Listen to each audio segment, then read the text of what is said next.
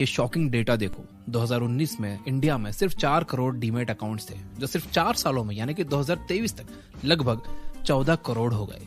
उसी साल के फाइनेंशियल ईयर में इंडियन स्टॉक मार्केट में 1.73 ट्रिलियन रुपीस यानी कि करीब $20 बिलियन का इन्वेस्टमेंट हुआ। ये डेटा क्लियरली दिखाता है कि इंडियंस अब इन्वेस्टमेंट को लेकर काफी सीरियस हो गए हैं और अपनी सेविंग्स का एक बड़ा हिस्सा स्टॉक मार्केट में लगा रहे हैं, जबकि पहले ज्यादातर लोग अपना पैसा गोल्ड और रियल एस्टेट में इन्वेस्ट करते थे। पर एक दिक्कत है, ज्यादातर इंडियंस खुद में इन्वेस्ट नहीं करते, ये जानते हुए कि स्टॉक मार्केट 15% का रिटर्न देता है, जबकि सेल्फ इन्वेस्टमेंट आपको 15 नहीं बल्कि हजारों गुना तक रिटर्न दे सकता है। दुनिया के एक सबसे अमीर आदमी ने भी इसी बात को एक्सेप्ट किया है। By far the best investment you can make is in yourself.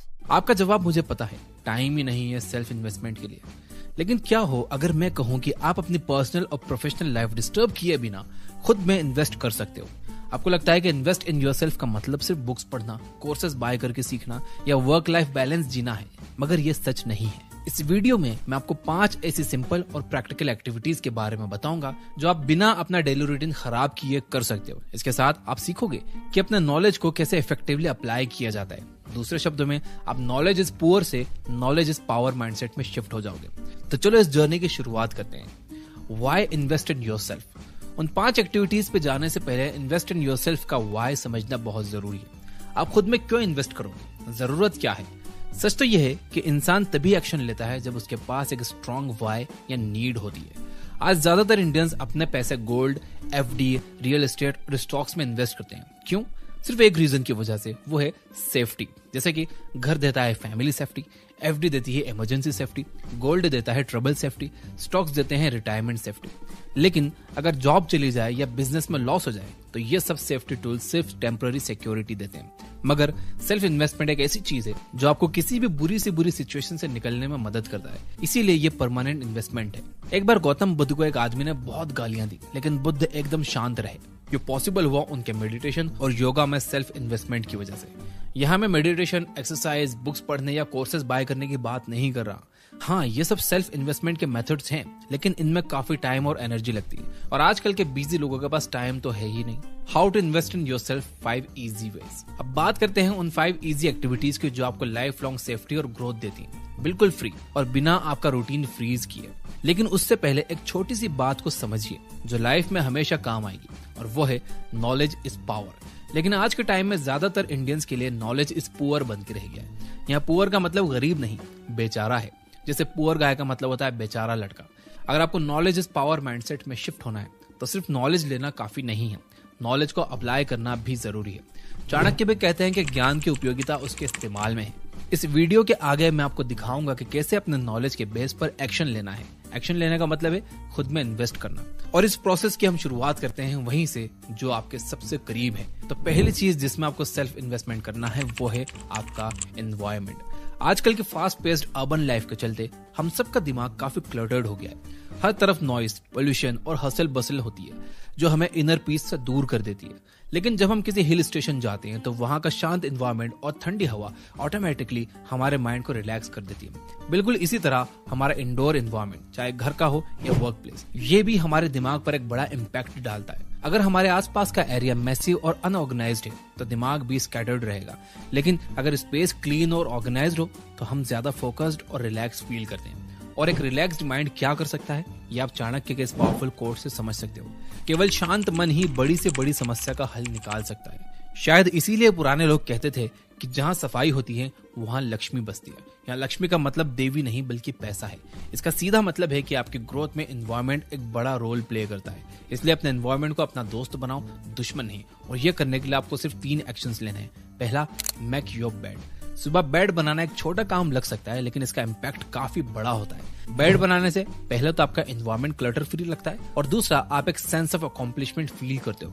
ये दोनों मिलकर आपको दिन के बाकी काम करने के लिए मोटिवेशन देते हैं। और ये बात याद रखो, मोटिवेशन काम करने से पहले नहीं बल्कि काम करने के बाद आती है। इसलिए मोटिवेशन का इंतजार मत करो, काम स्टार्ट करो, मोटिवेशन खुद चल कर आ जाएगी। दूसरा, bye to bad and hi to good, यानी उन सब चीजों को हटा दो जो काम की नहीं है और यूजफुल आइटम्स को इजीली एक्सेसिबल रखो। इससे आपका एनवायरनमेंट ऑर्गेनाइज्ड रहेगा और माइंड क्लटर फ्री होगा। फॉर एग्जांपल 20 सेकंड रूल के हिसाब से अगर किसी चीज को ढूंढने में 20 सेकंड से ज्यादा लगते हैं तो हम प्रोक्रेस्टिनेट करने लगते हैं और काम कभी स्टार्ट नहीं कर पाते। जैसे राहुल को गिटार बजाना पसंद है पर प्रैक्टिस नहीं कर पाता। क्यों? क्योंकि उसका गिटार अलमारी के अंदर पैक करके रखा होता है। गिटार निकालने के लिए पहले अलमारी खोलनी पड़ती है, फिर गिटार अनपैक करना पड़ता है। ये 20 सेकंड बैरियर बन जाता है। अगर राहुल का गिटार इजीली रीचेबल होता तो वो ज्यादा प्रैक्टिस करता और अपने पैशन को प्रोफेशन में बदल पाता। इसलिए अपने एनवायरनमेंट को ऐसे सेट करो कि गुड हैबिट्स इजी और बैड हैबिट्स डिफिकल्ट हो जाएं। तीसरा, बेटर इक्विपमेंट में इन्वेस्ट करो। कभी कभी टूल्स अपग्रेड करना जरूरी होता है। बेटर इक्विपमेंट आपके काम को ज्यादा एफिशिएंट बनाते हैं और टाइम भी सेव करते हैं। फॉर एग्जांपल, जब मैं अपने पुराने पीसी पर वीडियो एडिट करता था बहुत ज्यादा टाइम लग जाता था, लेकिन जैसे ही मैंने अपना सिस्टम अपग्रेड किया तो मेरा एडिटिंग टाइम काफी कम हो गया। इससे मुझे और भी दूसरे कामों को करने का टाइम मिल गया। आपका पहला इन्वेस्ट इन योरसेल्फ एक्शन है अपने एनवायरनमेंट को ऑप्टिमाइज करना। क्लीन और ऑर्गेनाइज्ड स्पेस के बिना ग्रोथ मुश्किल है। अब चलते हैं दूसरे मेथड की तरफ, जो है स्टोरी टेलिंग। सिंपल शब्दों में स्टोरी टेलिंग का मतलब है प्रेजेंटेशन। हर प्रेजेंटेशन में एक पैटर्न होता है जो लोगों को एंगेज करता है। सोचो, हमें फ्लावर्स क्यों पसंद आते हैं? क्योंकि उनमें एक डेफिनेट पैटर्न होता है। अगर वो मैसी और रैंडम होते तो शायद हमें अच्छे ना लगते। स्टोरी टेलिंग काम को इम्पैक्टफुल बनाती है, लेकिन ज्यादातर लोग बस काम खत्म करना चाहते हैं। इसी वजह से वो ना अपने काम से सीख पाते हैं और ना ही अपने स्किल्स को शार्पन कर पाते हैं। रिजल्ट, एक स्टैग्नेंट लाइफ। आज के टाइम में हर इंसान सेल्समैन है। आप जो भी करते हो अपने आप को एक कॉन्शियस सेलर समझो। कॉन्शियस सेलर बनने का मतलब है अपने काम में स्टोरी टेलिंग इंक्लूड करो। उसका इम्पैक्ट कंज्यूमर्स पर क्या हो रहा है उस पर फोकस करो। एग्जाम्पल के लिए, अगर कोई कंटेंट राइटर है तो उसे अपने कंटेंट को ऐसे प्रेजेंट करना चाहिए कि वो रीडर्स का अटेंशन ग्रैब करे और बिजनेस के लिए प्रॉफिटेबल बन जाए। अगर काम अच्छा है तो उसे बेस्ट बनाओ, अगर अच्छा नहीं है तो उसको इम्प्रूव करो। जब आप अपने काम में मास्टर बन जाओगे तो आप फ्रीलांसिंग या अपना बिजनेस स्टार्ट कर सकते हो। आज यूएस में 50% से ज्यादा लोग फ्रीलांस करियर परस्यू कर रहे हैं। फ्रीलांसिंग सिर्फ पैसा कमाने का ऑप्शन ही नहीं है, बल्कि वर्क लाइफ बैलेंस मेंटेन करने का भी एक तरीका है। स्टोरी टेलिंग आपको इम्पैक्टफुल बनाती है। अपने काम में पैटर्न्स और प्रॉपर प्रेजेंटेशन इंक्लूड करो तो फिर रिजल्ट्स गारंटीड हैं। Third method, communication. Warren Buffett ने एक बार कहा था, if you can't communicate, it's like winking at a girl in the dark, nothing happens. ये बात हर एरिया में अप्लाई होती है, स्पेशली जब बात रिलेशनशिप्स और कनेक्शंस की हो। अगर सबसे ऑथेंटिक और सेल्फलेस रिलेशनशिप की बात करें तो वो होता है पेरेंट्स और चिल्ड्रन के बीच का। इंडिया के कॉन्टेक्स्ट में हस्बैंड वाइफ का बॉन्ड भी काफी सेल्फलेस माना जाता है, लेकिन बाकी दुनिया वो मोस्टली सेल्फिश है। हर रिश्ता किसी न किसी बेनिफिट के बेसिस पर टिका होता है। अब जब दुनिया इतनी सेल्फिश है तो आपको भी अपने फायदे के लिए क्लाइंट्स, कस्टमर्स, टैलेंटेड लोग और स्पेशली इन्फ्लुएंशियल लोगों के साथ स्ट्रॉन्ग कनेक्शंस बनाने पर फोकस करना चाहिए। एक पावरफुल लाइन हमेशा याद रखो कि बकरों का सरदार बनने से अच्छा है कि शेर का सिपाही बनो, क्योंकि बलि हमेशा बकरे की दी जाती है, शेर की नहीं। पावरफुल और टैलेंटेड लोगों के साथ जुड़ने का सबसे बड़ा फायदा यह है कि जब जरूरत पड़ेगी तो ये लोग या उनका नेटवर्क आपकी हेल्प कर सकते हैं, डायरेक्टली या इनडायरेक्टली। लेकिन ये कनेक्शन बिल्ड करने के लिए एफर्ट करना पड़ता है। कनेक्शन बनाने के लिए आपको लोगों की हेल्प करनी होगी। जब तक आप किसी की हेल्प नहीं करते तब तक आप वैल्यूएबल नहीं बनोगे। जरूरत पड़े तो अपने कंफर्ट जोन से बाहर जाओ। सिर्फ प्रॉमिसेस मत दो, अपने एक्शन से लोगों को इम्प्रेस करो। आइडियाज देने वाले हजार मिलते हैं, लेकिन आइडियाज को एग्जीक्यूट करने वाले सिर्फ कुछ ही लोग होते हैं। लेकिन बहुत लोग एक छोटी दुनिया में डोमिनेट करके खुश होते हैं, पर यह अप्रोच लॉन्ग टर्म के लिए सक्सेसफुल नहीं है। पुष्पा मूवी का केशव याद है? उसने पुष्पा भाऊ के साथ कनेक्शन बनाया, उसके साथ काम किया और इवेंचुअली सक्सेसफुल और रिच बन गया। दुनिया सेल्फिश है, लेकिन स्मार्ट लोग अपने कनेक्शंस और एक्शंस के जरिए अपना फायदा निकालते हैं।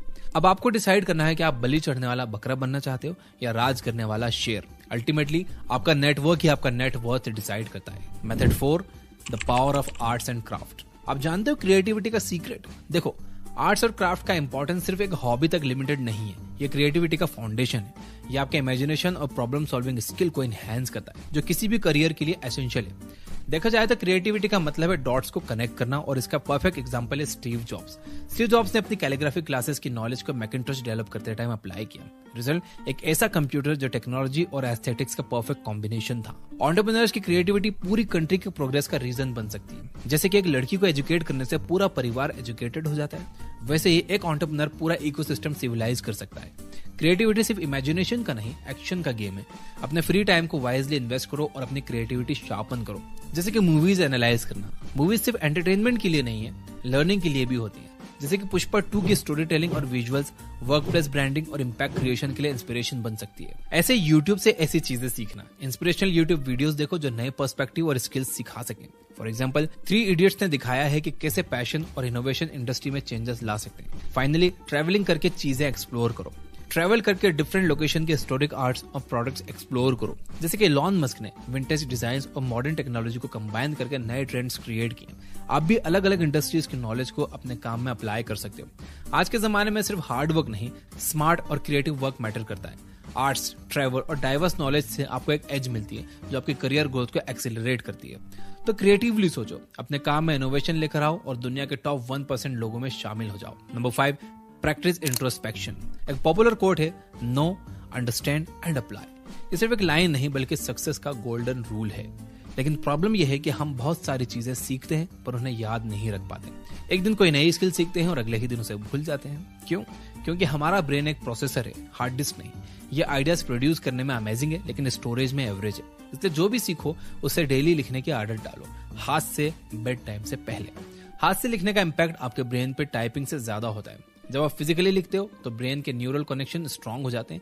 इस प्रोसेस को एक्टिव एंगेजमेंट कहते हैं, जो मेमोरी और लर्निंग के लिए सुपर इफेक्टिव है। जब भी आप लिखते हो तो ब्रेन को सिग्नल मिलता है कि ये इन्फॉर्मेशन इंपॉर्टेंट है। नींद के दौरान ब्रेन शॉर्ट टर्म मेमोरी को लॉन्ग टर्म मेमोरी में कन्वर्ट करता है। ये एक साइंटिफिक प्रोसेस है जो आपकी लर्निंग को डीपली एम्बेड करता है। राइटिंग आपको मेंटली रिलैक्स्ड करती है और अगले दिन के लिए क्लियर माइंडसेट सेट करती है। लेकिन सिर्फ लिखना काफी नहीं है, वीकली और मंथली रिवीजन भी जरूरी है। रिपीटिशन से दिमाग को वो इन्फॉर्मेशन और स्ट्रांगली याद रहती है। साइंस कहता है कि रिवीजन मेमोरी को प्रायोरिटी सिग्नल देता है जो उसे और रोबस्ट बनाता है। यहाँ तक कि रिटन नोट्स उस वक्त प्राइसलेस लगते हैं जब आप लॉस्ट या डिप्रेस्ड फील करते हो। फॉर एग्जांपल, एक स्टूडेंट जो अपने फेलियर्स के बाद लो फील कर रहा था, उसने अपनी डायरी खोली और अपने पिछले अचीवमेंट्स पढ़े। उसे रियलाइज हुआ कि वो कितना कैपेबल है और ये रियलाइजेशन ने उसका कॉन्फिडेंस बूस्ट कर दिया। राइटिंग एक गेम चेंजर बन सकता है, इसे बस अपनी रूटीन का पार्ट बना लो। अगर ये वीडियो आपको वैल्यूएबल लगा हो तो इसे लाइक जरूर करना और कमेंट में यस जरूर लिख देना ताकि मुझे पता चल जाए कि किन किन लोगों ने यहाँ तक देखा है। और अब मैं इस वीडियो को कर देता हूँ समराइज। ये वीडियो हमें ये समझाती है कि बड़ा बनने के लिए बड़ा काम करना जरूरी नहीं है।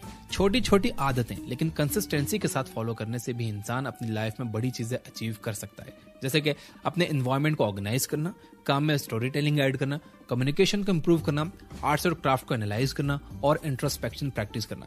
इन छोटी हैबिट्स से आप खुद में इन्वेस्ट करते हो और लाइफ के बड़े बड़े गोल्स अचीव करते हो। ये बुक ऐप पर बुक समरी सुनकर भी आप खुद में इन्वेस्ट कर सकते हो। वहां पर आप 4 से ज्यादा फ्री बुक समरी सुन सकते हो बिना किसी एड्स के, वो भी हिंदी में। और हाँ, अगर लोगों के बीच अपना फर्स्ट इंप्रेशन अच्छा बनाना चाहते हो तो ये वीडियो जरूर देखो। Finally, you guys are amazing.